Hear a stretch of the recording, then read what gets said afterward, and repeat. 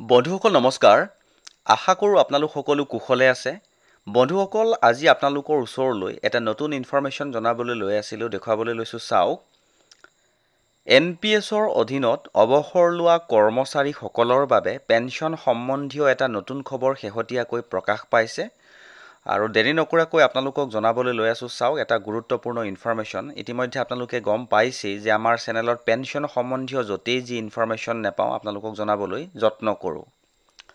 তে বন্ধুসকল দেখুৱাবলৈ লৈ আছোঁ। চাওক, সদৌ অসম শিক্ষক কৰ্মচাৰী সমন্বয় সমিতিৰ এখন গুৰুত্বপূৰ্ণ সভা আজি গুৱাহাটীত অনুষ্ঠিত হয়। সভাত 2005 চনৰ পূৰ্বে নিযুক্তি লাভ কৰা আৰু 2013 চনত প্ৰাদেশিকৰণ হোৱা বিদ্যালয়সমূহৰ শিক্ষক কৰ্মচাৰীসকলক 20 অক্টোবৰৰ ভিতৰত পুৰণি পেঞ্চন আঁচনিৰ অধীনত অৱসৰকালীন সকলো সুবিধা প্ৰদান কৰিবলৈ অসম চৰকাৰক দাবী জনায়। অন্যথা সভাই 26 অক্টোবৰত গুৱাহাটীৰ চচলত প্ৰতিবাদী কাৰ্যসূচী গ্ৰহণৰ সিদ্ধান্ত গ্ৰহণ কৰে।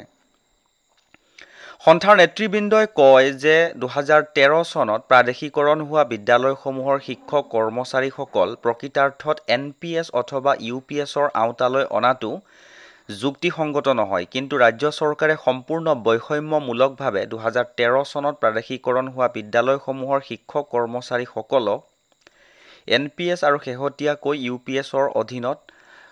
UPSৰ অধীন কৰাত এইসকল শিক্ষক কৰ্মচাৰীৰ পানীত হাঁহ নচৰা অৱস্থা হৈছে।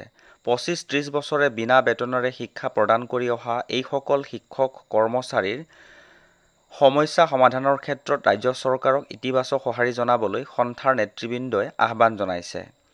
তে বন্ধুসকল, ইতিমধ্যে আপোনালোকে গম পাইছে যে যিসকলে 2013 চনৰ পাছত ৰিটায়াৰমেণ্ট লৈছে তেওঁলোকৰ অকণমান আৰ্থিকভাৱে যথেষ্ট সমস্যাৰ সৃষ্টি হৈছে আৰু তেওঁলোকক লৈ এখন মিটিঙত তেওঁলোকৰ হৈ এটা সিদ্ধান্ত লোৱা হয়। ইনফৰমেশ্যনটো পালোঁ আৰু পোৱাৰ লগে লগে শ্বেয়াৰ কৰি দিলোঁ, আৰু যদি ইনফৰমেশ্যনটো ভাল লাগিছে তেনেহ'লে আপুনি এবাৰ শ্বেয়াৰ কৰিব বুলি আশা ৰাখিলোঁ।